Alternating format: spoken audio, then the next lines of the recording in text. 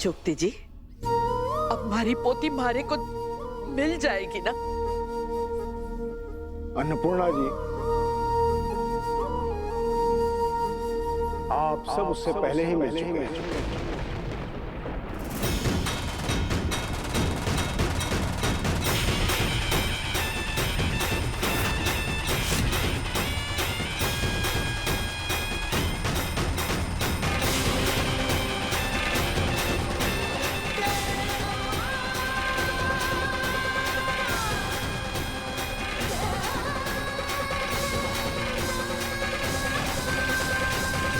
क्या? मैं समझा नहीं, हम उसे मिल चुके हैं? हाँ, पूजा के समय मुझे बारंबार यह आभास हो रहा था कि अन्नपूर्णा जी अपनी बड़ी पोती से पहले ही मिल चुकी हैं।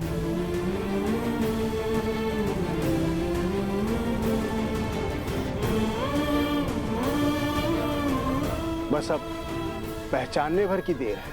इसका मतलब हमारी बड़ी पोती जिंदा है, वो सही सलामत है और बहुत जल्द वो हमारे आसपास आएगी।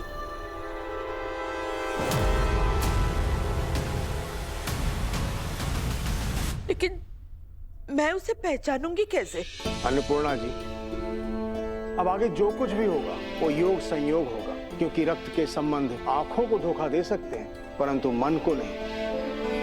उचित समय आने पर आप अपनी बड़ी पोती को अवश्य पहचान जाएंगे।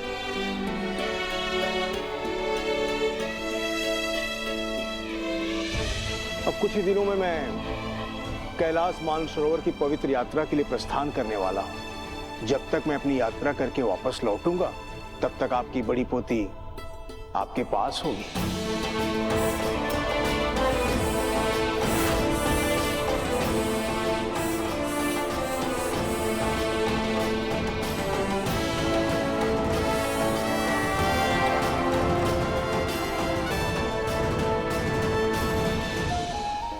आपके इन शब्दों ने हमारे उदास मन को खुश कर दिया। हमारे लिए आपके ये शब्द बिल्कुल अमृत समान है।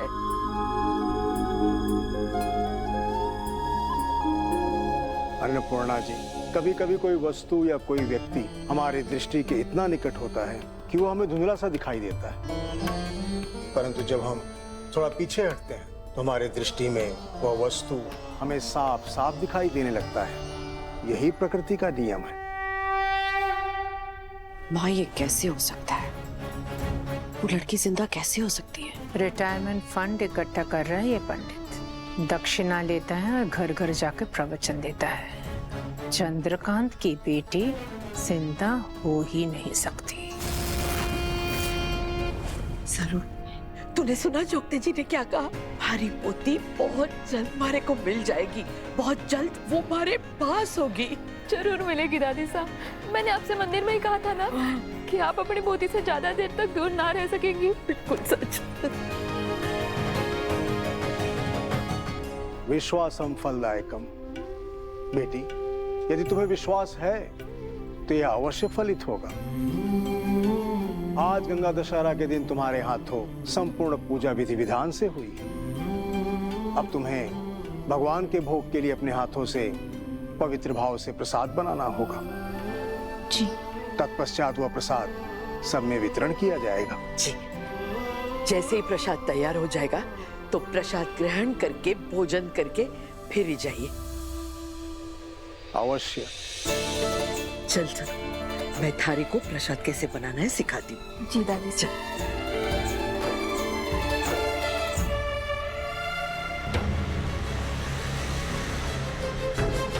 अरे, तुमने आज कुछ नहीं कहा अनिका, लेकिन जो इंसल्ट सरू ने तुम्हारी की है उसका बदला मैं खुद लूंगी। कामिनी कसम। सारा सामान देख लिया ना? समझ में आ गया ना? जी दादी साहब। कोई सवाल तो नहीं पूछना? ना ना, मैं कर लूंगी।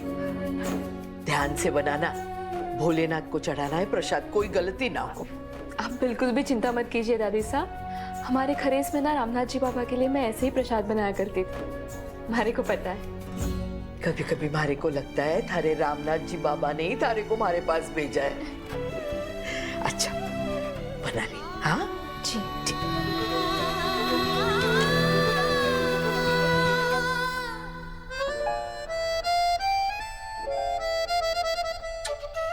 कोई नहीं है सरू के पास। सरू बिल्कुल अकेले। What a great timing. Hi Saru, क्या करूं? Any help? वेद सा, आप नीचे उतरिए। हेल्प कर दूं? अच्छा हो वेद साहब आ गए। है ना? हमारे को आपकी मदद की बहुत जरूरत थी। हाँ। मैं इतना प्रसाद बना ही रही हूँ तो खाने वाला भी तो कोई चाहिए ना। तो जब हमारा ये प्रसाद बना के पूरा हो जाए तब आप बस खा लीजिएगा, हमारी बहुत मदद हो जाएगी। I get it. तुम आराम से बनाओ, मैं बाद में खाऊंगा। मैं वेट करता हूँ। फिर भी कोई हेल्प की जरूरत हो तो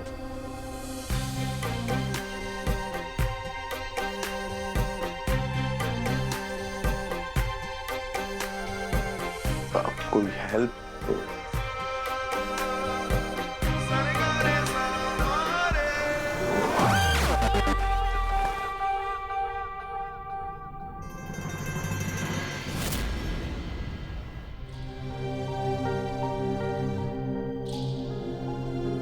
काकी सा क्यों बुलवाया हमारे को?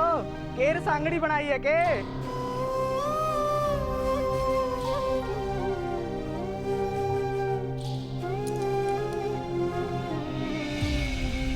काकी सा, काकी सा, क्या बात होगी? बालाजी, बालाजी तू मुंबई चला जा और हमारी सरू की खबर लेकर आ। तो देख कर आ कि वो ठीक है कि नहीं। अचानक क्या बात होगी? कोई बुरा सपना देख लिया? अरे ठीक होगी जरूर, हमारी बात हुई थी फोन पे उससे। बालाजी तुम्हारी बात मान, तू जाकर खुद देख कर आ, अपनी आंखों से देख कर आ। तू देख कर आना कि हमारी सरू ठीक है कि ना है। हमारे पे ये ऐसा कर दे। अरे काकी साहब परेशान मत हो, मैं जाने की तैयारी करता हूँ। हैं?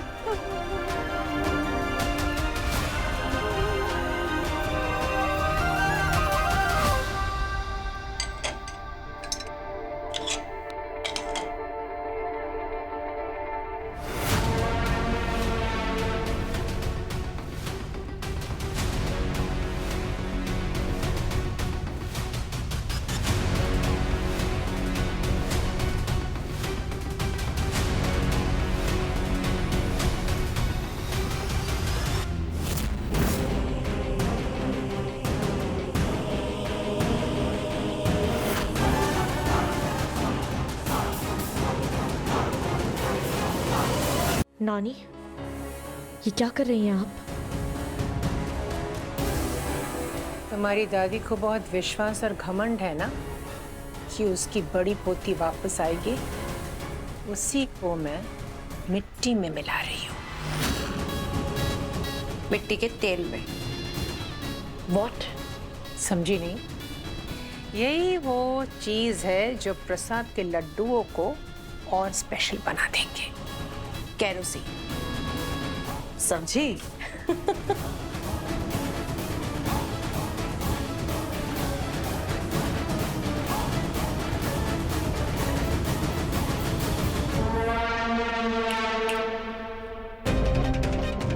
सरू को बोलो कि दादी बुला रही है।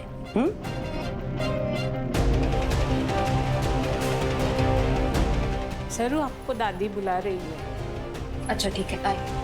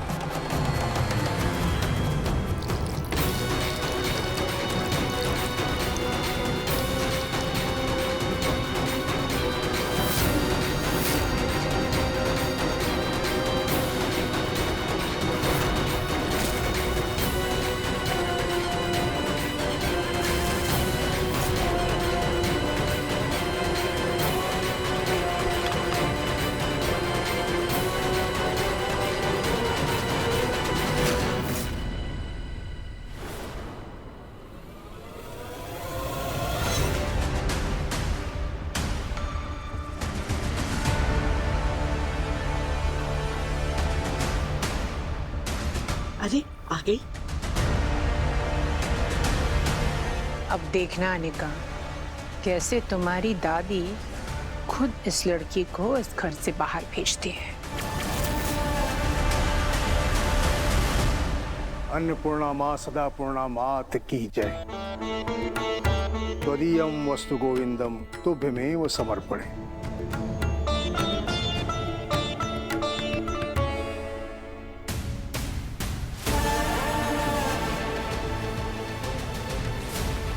लो बेटी, सब में वितरण कर दो। धन्यवाद। कल्याण।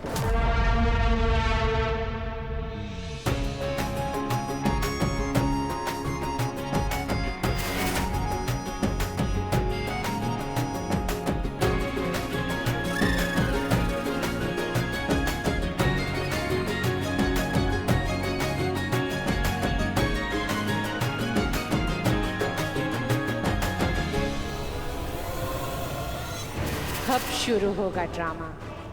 अब देखना कैसे इस लड़की की बारात निकालती हूँ मैं, कामिनी कसम।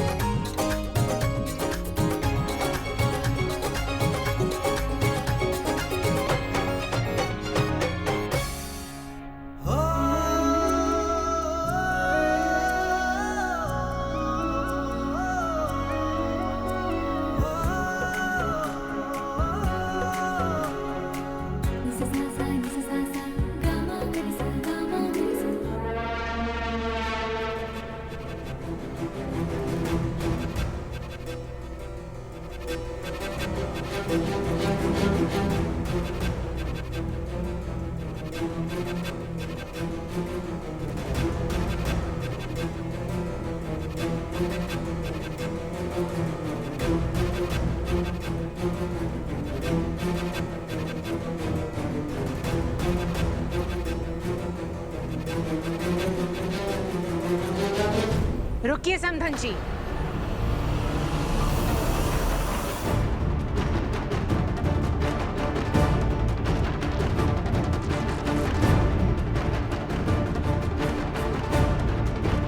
ये प्रसाद मत खाइएगा।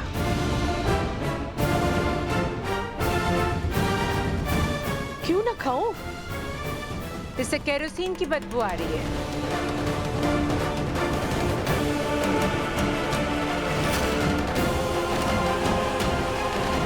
केरोसिन? जी, ऐसा तो हो ही नहीं सकता। कामिनी, खाने का जायजा सूंघ के लिया जाता है, लेकिन भगवान का प्रसाद आंखें बंद करके सिर को झुका के भगवान का नाम लेके खाया जाता है, समझे? समझ। कोई चिंता मत करो, खा लो प्रसाद, सब खा लो, कोई प्रॉब्लम नहीं है।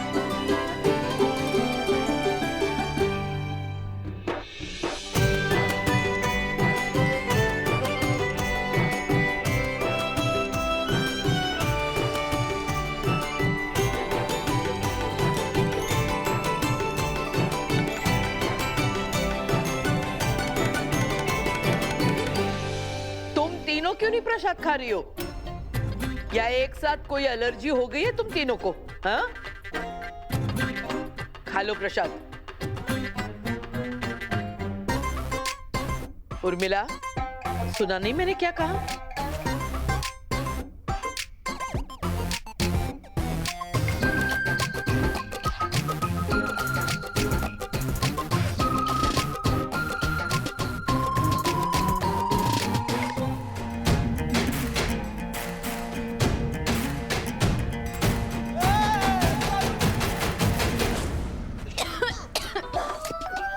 कम से कम 50 बार गार्गल कर लिया, फिर भी उल्टी जैसा लग रहा है। लग रहा है बाहर सबकी नाक बंद हो गई है। केरोसिन की बदबू से तो मेरा जी घबरा रहा है।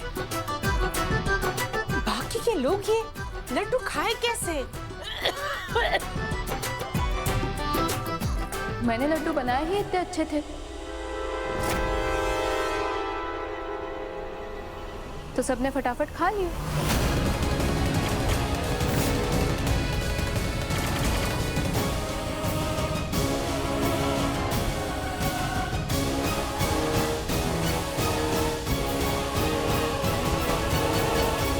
हमारे लड्डुओं में मिट्टी का तेल ना, हमारा बहुत सारा प्यार कूट कूट के भरा था, लेकिन आपके जानेंगे प्यार का मोल। आपके दिल में तो कड़वाहट और दिमाग में एक चालाकियां भरी हुई है जो भोग के प्रसाद को भी ना छोड़ा आपने। हे लड़की,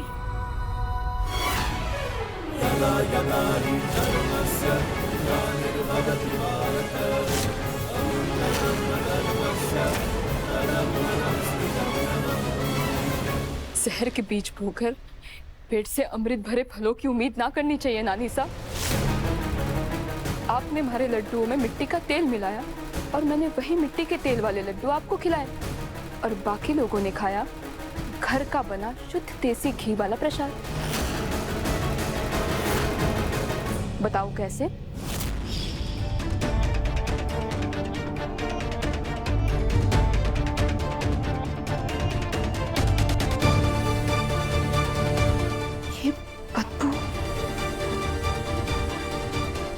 अनिका, उसकी माँ और उसके नानी साहब ने कुछ गड़बड़ की है इसमें। एक काम करती हूँ, ये सब फेंक के नए लड्डू बनाती हूँ।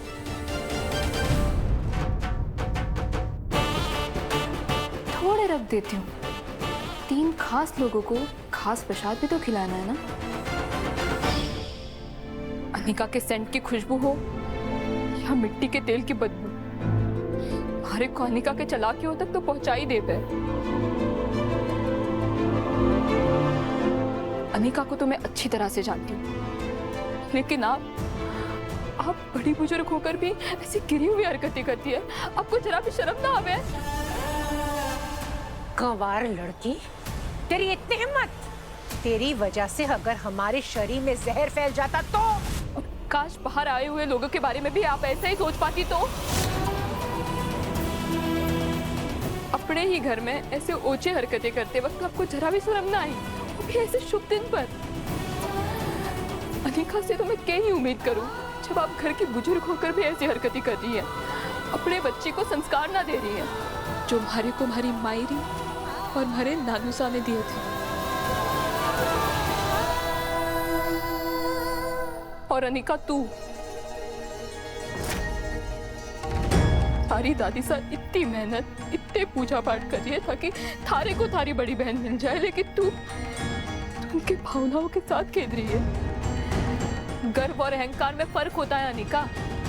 और एक बात याद रखना, थारी दादी को मैं दादी साहब बोलती हूँ।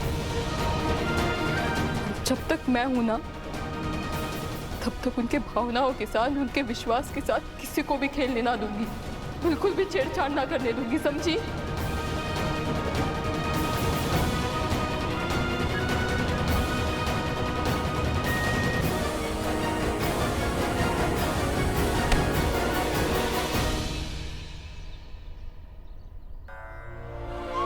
महादेव से आपके अतिशीघ्र कुशल स्वास्थ्य की कामना करता हूँ। कल्याण हो। अब मैं प्रस्थान करूंगा। नमस्ते जी। आप सबका जीवन शुभ हो।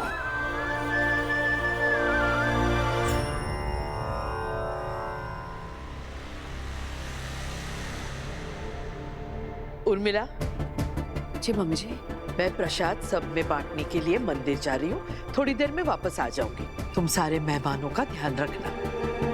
ठीक है मम्मी जी। माँ चलिए, मैं आपको लेके चलता हूँ। हाँ सरू, तुम दोनों खाना खाओ और फिर हॉस्टल चली जाओ, समझी ना? ना दादी। समझी?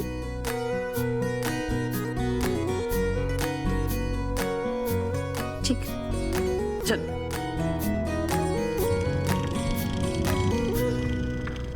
अभी मुझे बैंक से फोन है, कुछ पेपर वर्क कंप्लीट करना है। मैं जरा जाके आता हूँ, आप लोग खाना वाना खाइए और जाने से पहले मैं आ जाऊंगा। आप एक बार फोन कर लीजिएगा अगर कोई बात हुई तो। मैं आता हूँ। ठीक।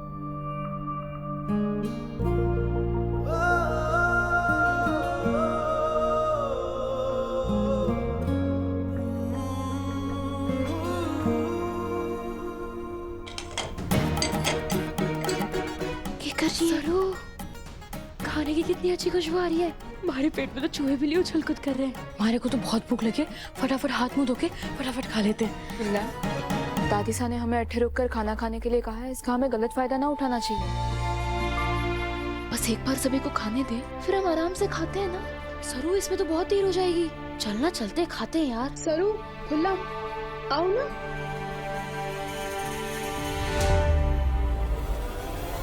अरे सरू, तुम्हें क्या अलग से इनविटेशन देना होगा खाने के लिए?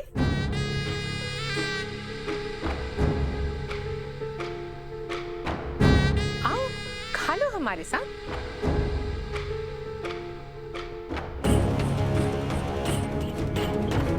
चलना, चलते हैं। चलो, बैठ जाओ हमारे साथ। जी।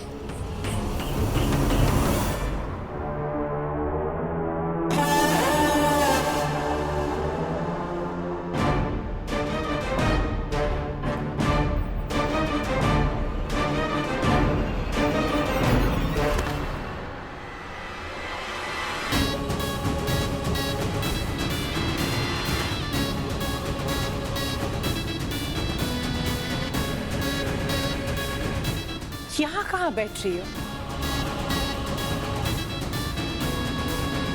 तुम्हारे लिए तो एक बहुत स्पेशल जगह रखी है मैंने। आओ, दिखाती हूँ। आओ, आओ, आओ, यहाँ आओ। यहाँ जाओ।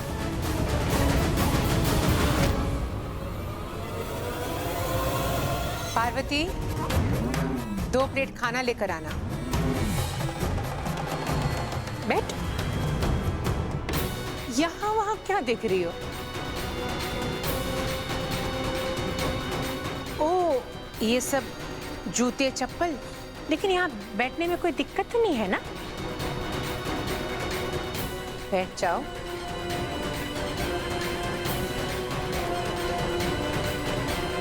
मैंने कहा ना, बैठ जाओ।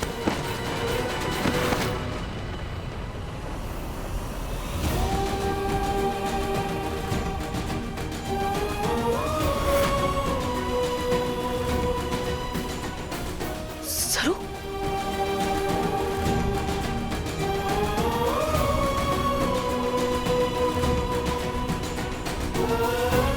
पार्वती जी मैम। ये हमारे मेहमान हैं, इनका ख्याल रखना। इन्हें जो चाहिए वो देना। अगर 2 बार मांगे तो भी देना।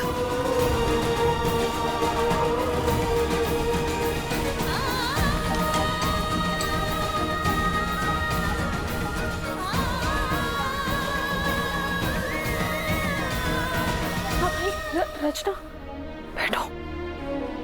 ये इनके घर का मामला है रचना, हमें बीच में नहीं बोलना चाहिए।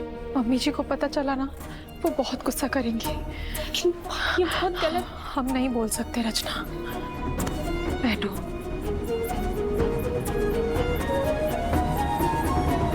पेट भर के खाना और अपना ही घर समझना। रानी जहाँ की बन कर के दासी आई है उस द्वार पे, हो जानेगी सच ये किस्मत के अपने हैं खुद से अनजान ये, हो माथे का टीका ओहदे से फीका धूल बनी पाओगी रे जरूर माटी है ये गाँवों की रे जरूर माटी है ये गाँवों की रे जरूर माटी है ये गाँवों की रे जरूर माटी है ये गाँवों की।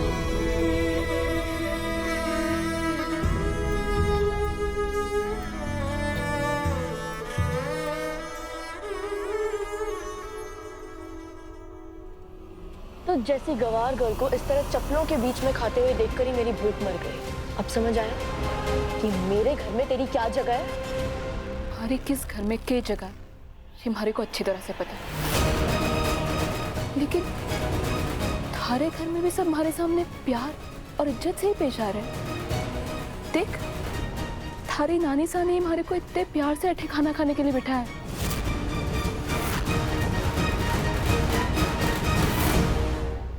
मैंने तुझे वार्न किया था ना कि मुझसे और मेरे अपनों से दूर रहना, फिर भी तुझे नहीं समझ आया।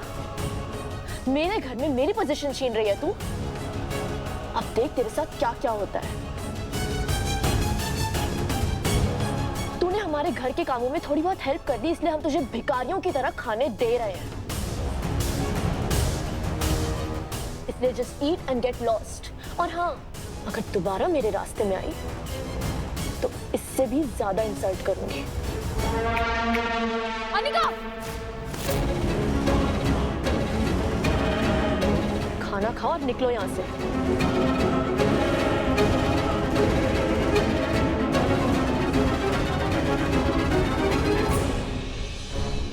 सरू, इस बिगड़ेल ने थारी और हमारी इतनी बेइज्जती करी और तू चुप है?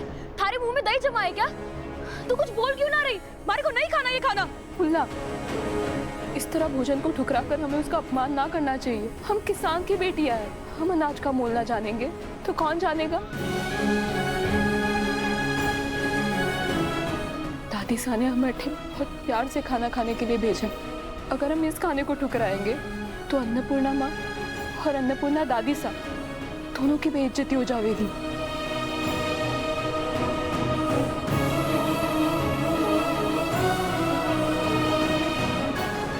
और खुला, नीचे बैठने में क्या दिक्कत है? मंदिर में हम भंडारा भी तो नीचे बैठकर ही खाते हैं ना। तो ये सब छोड़ और खाना खा।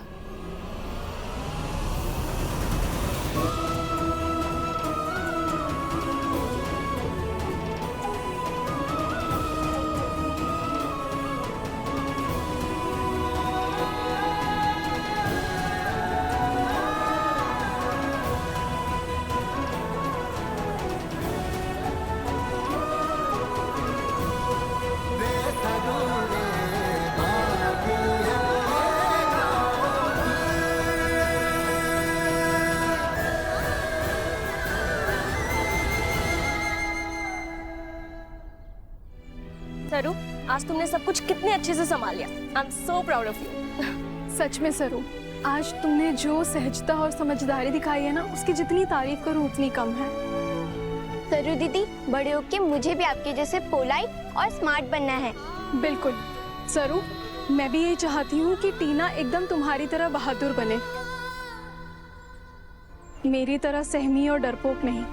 कैसी बातें कर रही है आप भाभी? भाभी रच्चू, आप लोगों की बातें खत्म हो गई हो तो और चले। सरू फुल्ला, घर के रास्ते में हॉस्टल पड़ेगा, हम तुम्हें छोड़ देते है? सच्ची? हाँ। सरू देख रही है? चल चल चल चलते हैं। अरे थारी को वेद सरसा की गाड़ी खूब अच्छी लगेगी। चल चल चल। खुला, सरसा हम चले जाएंगे, कोई बात नहीं। सरू चलो ना, हम सब साथ चलेंगे तो मजा आएगा। और तुम्हारा हॉस्टल भी तो रास्ते में ही है। चलो। नाना रचना, इसी बहाने हम पैदल चल लेंगे। तो तुम अपनी फ्रेंड को मना कर रही हो? क्यों? अच्छा, हमारी कंपनी में तुम्हें बोरियत होती है इसलिए ना? नाना चलना सरू, वेद सरसा की गाड़ी में तो बिना पानी वाला कूलर भी है। चलना, चलते हैं। प्लीज सरू दीदी, चलो ना। सरू, साथ में चलो हमारे। चलना सरू। हाँ ठीक है।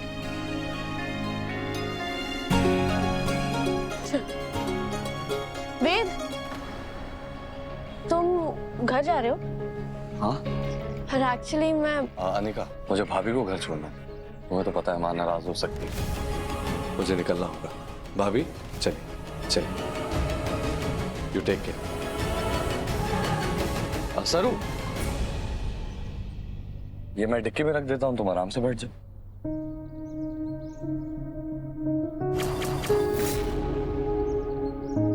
केसरिया बालम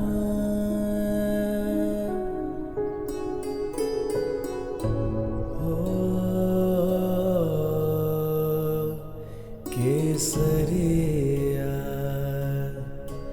बालम।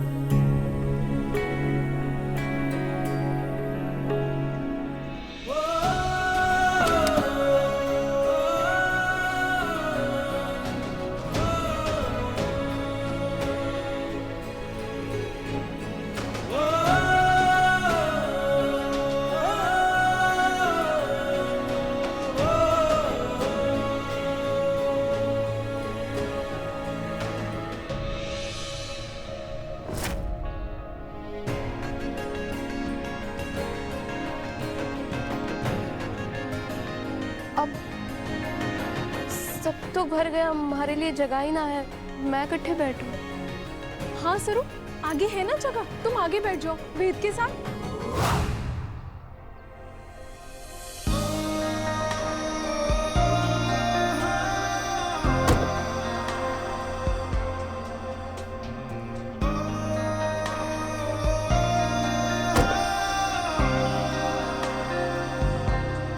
पहले भी मेरे साथ गाड़ी में आगे बैठी हो, बैठ जाओ।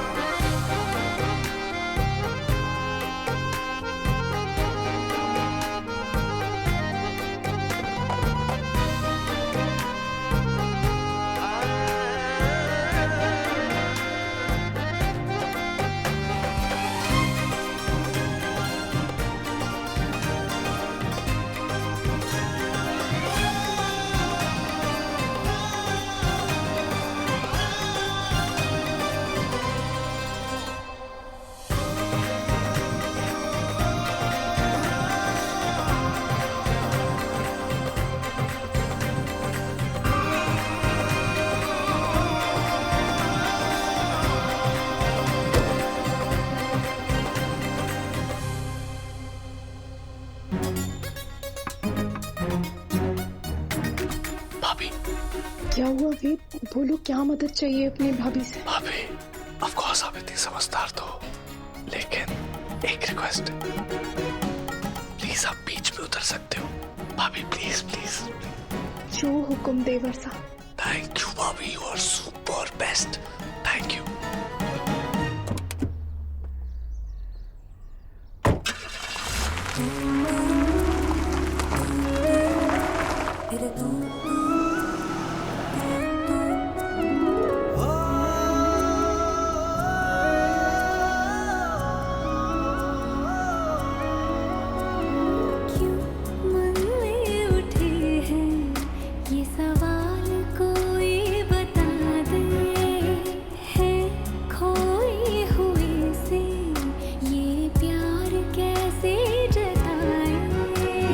जिस राह ना गए उसका